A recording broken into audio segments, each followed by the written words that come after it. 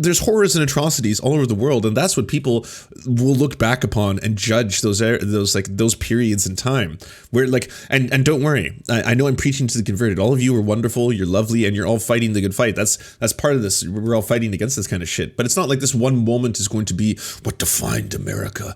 We were American up until this moment when we lost it, and those evil vagabonds smashed the windows, entered into Capitol Hill. My word, how could that? I don't even know why I'm turning mildly British.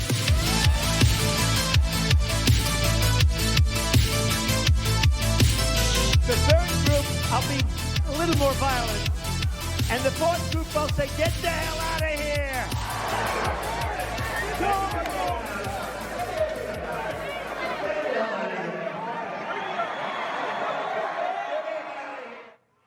All right, yeah, get him the hell out of here, will you, please? Get him out of here. Throw him out. I got a little notice in case you see the security guys. We have wonderful security guys. They said, Mr. Trump, there may be somebody with tomatoes in the audience. So if you see somebody getting ready to throw a tomato, knock the crap out of them, would you? Seriously. Okay? Just knock. I know we've all seen these clips a million times before, but he had a very long history of inciting violence. You know, that certainly wasn't the first time. And yeah, his tweets are kind of loosely worded, you know, stop the steal. But there's more incendiary ones. When the looting starts, the shooting starts.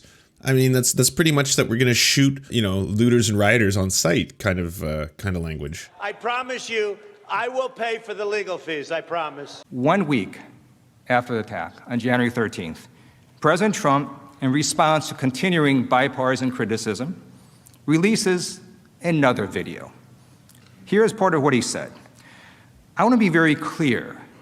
I unequivocally condemn the violence that we saw last week. Yeah, it was a throwback from the civil rights era. Violence and vandalism have absolutely no place in our country and no place in our movement. President Trump, of course, had to make that statement. He needed to unequivocally condemn the attack. But he also needed to mean those words. You saw Donald Trump tweet endless attacks, sometimes 108 tweets in a day, and in public speeches and across rallies, repeating words of fight and stop the steal and never surrender. You know what it looks like when President Trump wants to convey a message. Forcefully, loudly, and repeatedly, he does that. This video sent after a week of the attack was not that. And we know this because in this video, he again does not show remorse, does not take responsibility. He again does not acknowledge his role in the insurrection. He does not say in that video, for example, everything I said in the months prior went too far. And he does not say the one sentence that matters. He does not say the one sentence that would stop future political violence. The election was not stolen. True. President Trump's lack of remorse shows that he will undoubtedly cause future harm if allowed, because he still refuses to account for his previous high grave crime against our government. You know, I'm not afraid of Donald Trump running again in 4 years. I'm afraid he's going to run again and lose, because he can do this again. President Trump's incitement has reverberated around the country, prompting massive law enforcement mobilization in several state capitals, including Washington, Illinois, Michigan, and Georgia. Look at these photos. This is what Donald Trump has done to America. This massive deployment of law enforcement has cost the taxpayers dearly. The National Guard deployment to D.C. alone is expected to cost at least $480 million. The bills are already also racking up in the state. Wait, $480 million?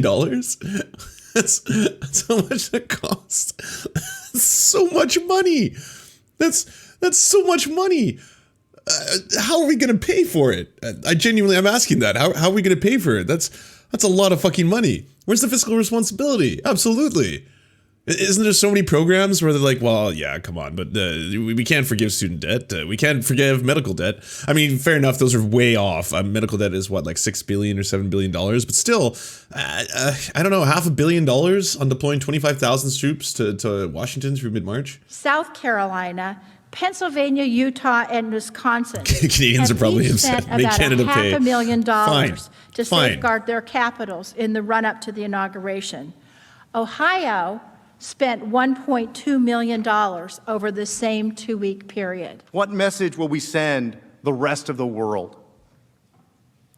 We already know that the message our adversaries took from January 6th. This is how some of them responded after the attack. Quote, "For America's adversaries, there was no greater proof of the fallibility of Western democracy than the sight of the U.S. Capitol shrouded in smoke and besieged by a mob whipped up by their unwillingly outgoing president." And to make matters worse, our adversaries are even using the events of January 6th not only to denigrate America, but to justify their own anti-democratic behavior, calling America hypocritical. Here's what the Chinese government is saying.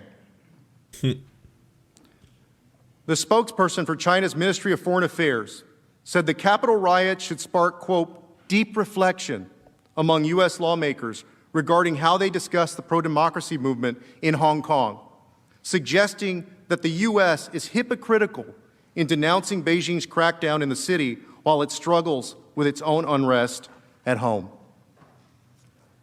In the Global Times, an outlet affiliated with the Chinese Communist Party, even tweeted a series of... Why is this a part of the trial? What is happening right now? I gotta be honest. This is the one part where I'm like, why are y'all doing this? This doesn't make any sense to me. We're the shame. We're the shame. Even China is saying, get your house in order. Throw stones not in glass houses, America. Are you seeing this, world? Has everyone seen this? Have you seen what Donald Trump did to us? You see what God just did to us, man? Of side-by-side photos of two events, the siege of the U.S. Capitol and a July 2019 incident in which pro-democracy... Are we pro-Hong Kong Kong or anti here? I don't think anyone is anti-Hong Kong, as in anyone doesn't want Hong Kong to exist. Or maybe Tankies. Maybe Tankies want Hong Kong to bend to the will of the great empire. Yes, eventually. No, obviously, I'm for student protests. I'm mostly for wherever the people are uprising against tyrannical governments. I'm for workers. If you want to know, if you want me to ground my axioms, if you want to know, well, what do you think Lance believes in terms of where we should set our guidelines here? It's almost always it's going to be, well, what's going to benefit workers? What's going to benefit the do you need me to say it? I'll say the word. All right. I don't like saying the U word in here, but utilitarianism. What will benefit the most amount of people? What will bring happiness and orgasms to the most amount of people? That's what I'd say, given the chance to speak to Tim Pool, and then we could talk about the Thanos snap and the great many things, and go back and forth on these things. But yes, this is basically all Antifa. 100% Antifa. Broke into the city's legislative council building. And violent To be fair, even the Venezuelan government posted a tweet condemning the insurrection. Well, I'm sure everyone was condemning the insurrection. I remember that day being utterly flabbergasted and being like, how the fuck is anyone talking about uprisings in other parts of the world when it's happening right here, right now? It's like, yeah, we want to prop up Juan Guaido and the puppet government. Meanwhile, oh shit, well, hold off on that, all right? Juan, go back into the cupboard that we keep you in. And then in the meantime, we got to sort out this insurrection that's taking place right now. As Representative Gallagher described, in real time. And if we don't think other countries around the world are watching this happen right now, if we don't think the Chinese Communist Party is sitting back and laughing, then we're deluding ourselves. So call it off, Mr. President. We need you to call this off.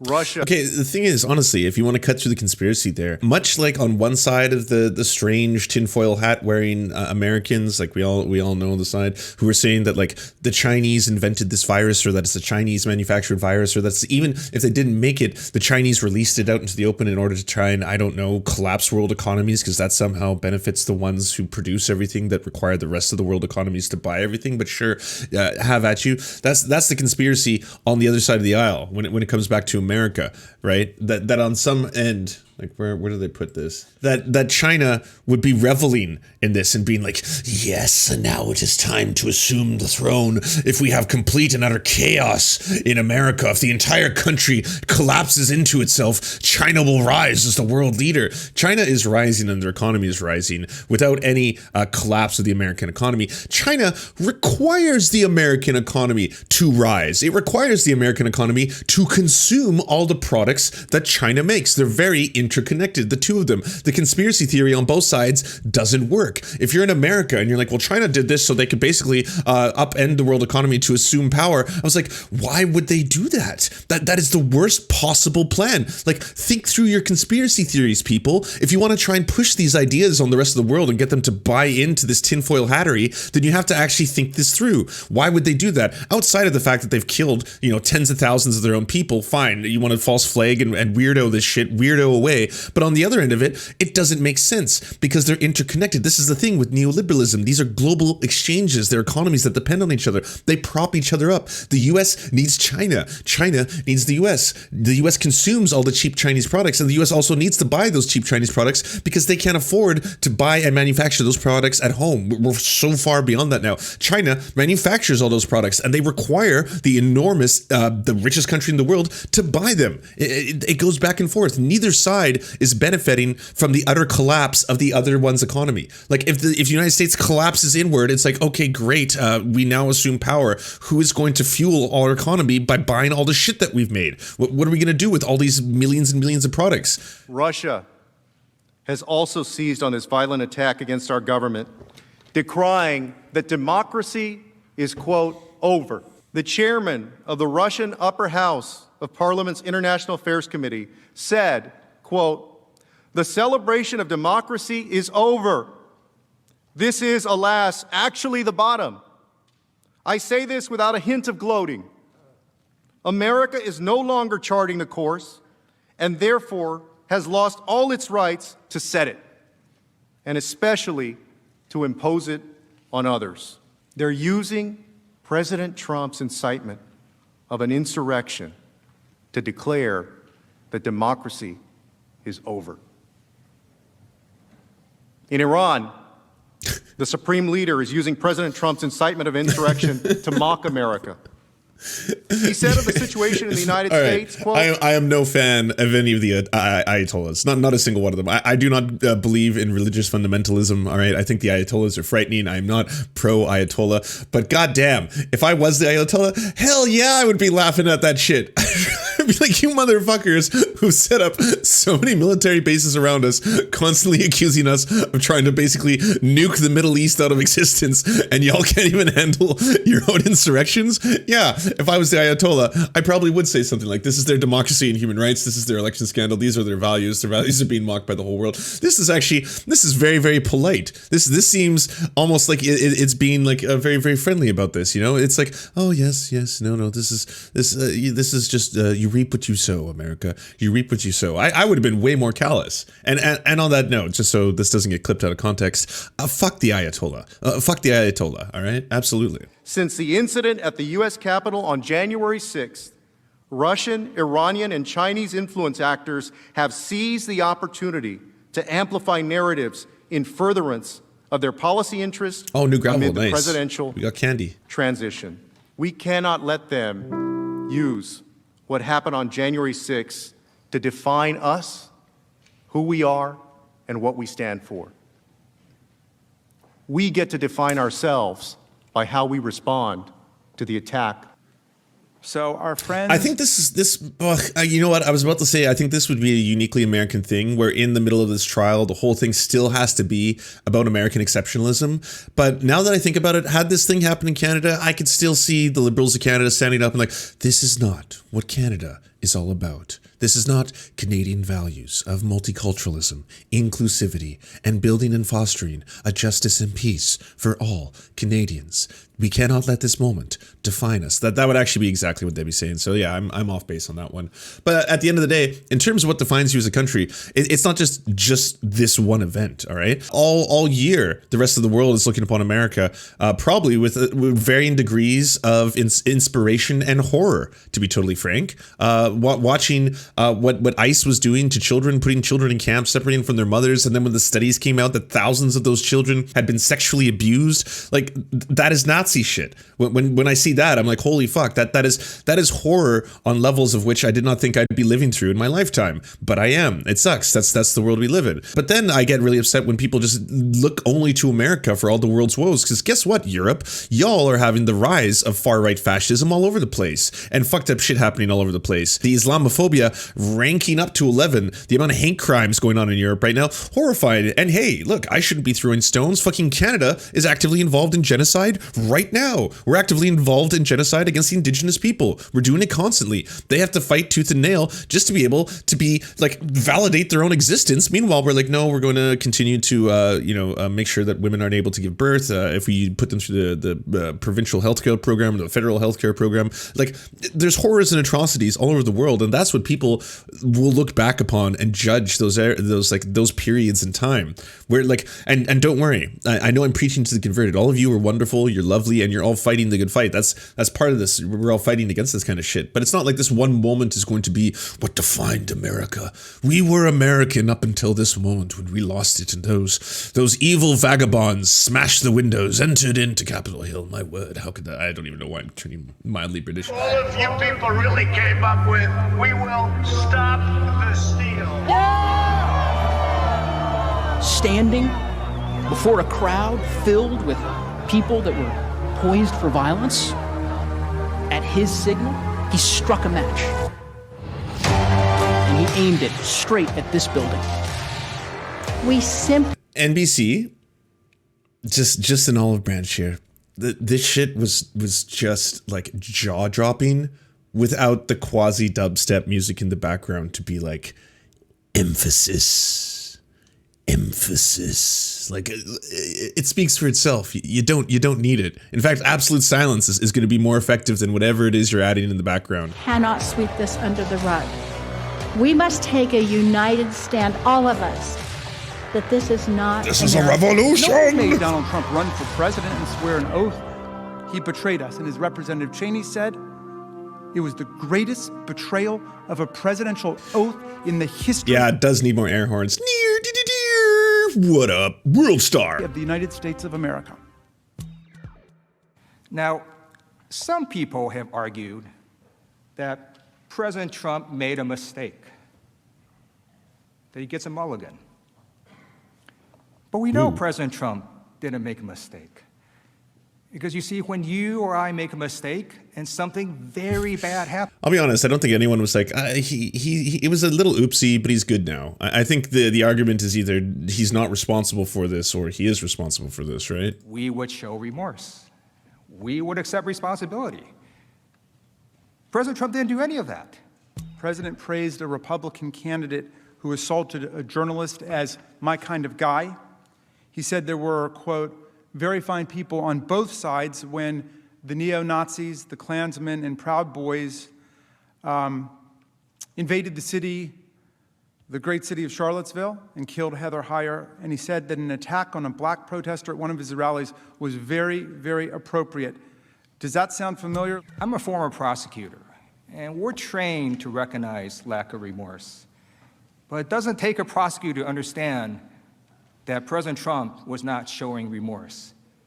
He was showing defiance. He was telling us that he would do this again, that he could do this again, that he and future presidents can run for national election, lose the election, inflame the supporters for months, and then incite an insurrection, and that would be totally appropriate. When President Trump incited a lawless mob to attack our process, he was attacking our democracy. He was trying to become king. and rule over us. I think if you look back on it, obviously, for some reason, there was this kind of liberal myth that Donald Trump is the worst president that has ever existed, which is just preposterous. I mean, even in our lifetimes, George Bush and what George Bush's enclave wrought upon the world was far more disastrous. I think, 500,000 dead Iraqis, give or take, rough estimates. But that being said, I think there's definitely an argument to be made that what Donald Trump has done is going to forever tarnish and or endanger the future of American elections. Because from here on out, every single time there's an American election and Republicans lose, and hopefully the Democrats don't take this as a playbook, but maybe it's just going to become the norm. We are going to hear things like voter fraud, this was stolen. And those are natural sentiments. They already occur. Like anytime someone loses an election, they instantly think, well, maybe there was some malicious actions, but typically, historically, that tempers and calms down.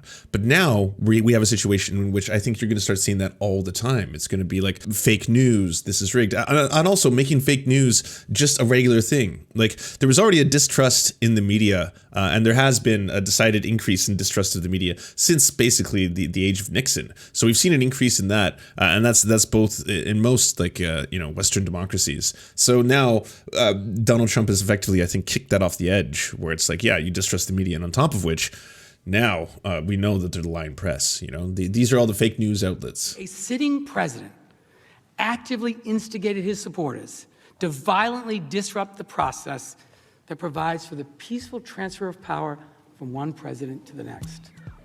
That's why lack of remorse is an important factor in impeachment, because impeachment, conviction, and disqualification is not just about the past, it's about the future. To tell future presidents that they can do exactly what President Trump did and get away with it. To set the precedent that this is an acceptable, now a constitutionally protected way to respond to losing an election. Now, remember, The swipes definitely have sounds. NBC is weird. It's like everything they're doing is inappropriate. You shouldn't have a dubstep remix at the start when you're showing the insurrection, right? It shouldn't be like, yo, bro, what's going down? Doo-doo-doo. Whoa. Where'd you find this? And then now these like little swipe sounds. President Trump told them to stand back and stand by at the debate. They took it as a call to arms.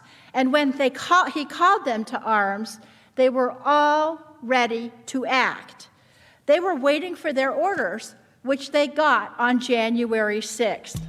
And as the crowd chanted at the rally, the crowd at the Capitol made clear who they were doing this for. They also chanted, I agree, needs more "Fight star for wipes." Trump.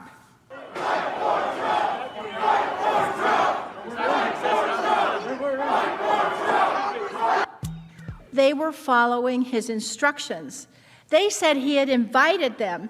And in fact, as we heard, he had invited them. As one man explained on a live stream he taped from inside the Capitol, quote, "Our president wants us here. We wait and take orders from our president."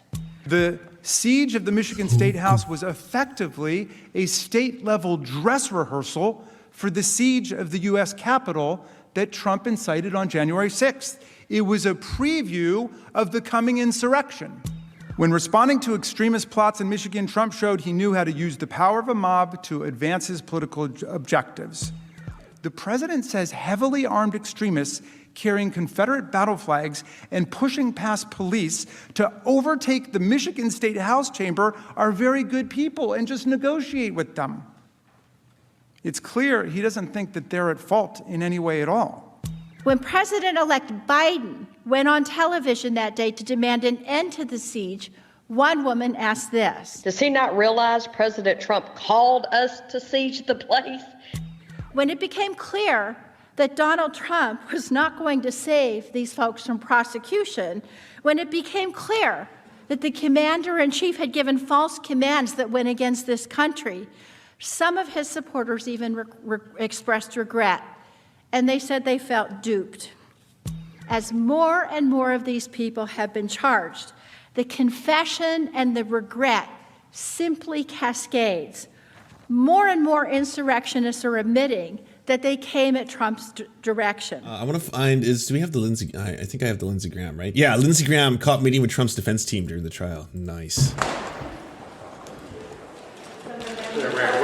Oh yeah, get in there. Yeah, good mask game. Oh, nothing. Just a. Oh, that's it. Oh wow, that was pretty brief. I wanna see that mask game one more time though. Let's see that in slow motion.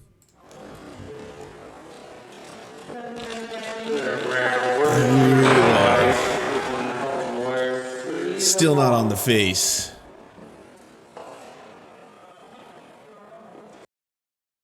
Lindsay, you gotta double dome it. 2 masks now. Come on. Double your masks, double your pleasure.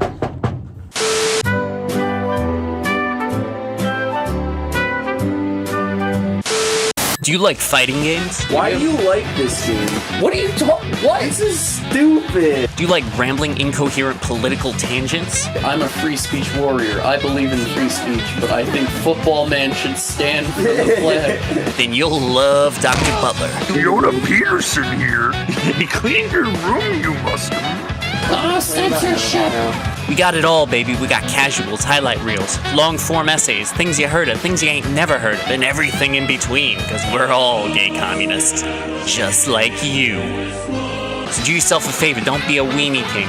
Log on to youtube.com/c/Dr. Butler right now. If you want us to advertise your channel or work, please go to weareserfs.com and email us a 20 to 30 second ad, and we'll take it on to the end of one of our videos to help promote your leftist channel or progressive something. Whatever you do.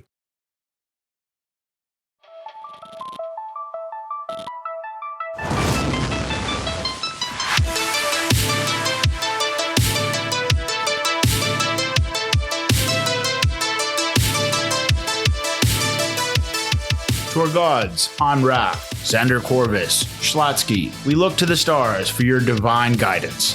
To our monarch, Tom Spiker, we are merely puppets for your amusement.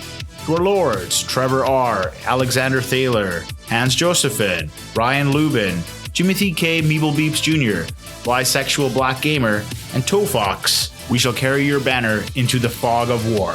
To our Knights of the Round Table, Josh Mickelson, Zach Christensen, Todd Buckingham, Todd Lajeunesse, Political Puppy, Jimmy Bignuts, Andreas Chiringuito, Yoppie, Violent Orchard, Sophie Baby, Thomas Barrington, J. Fraser Cartwright, Goofalankius, Melissa Murphy, Nicholas Marks, Radical Maniac, The Great Pudini, Kale Kotka, Anthropophagic, Serene 42, Chronic de Hemphog, Phone Jenny, Incosin, Constance Joyce Lacheris, and Ramon Acosta. We drink with you and we salute you.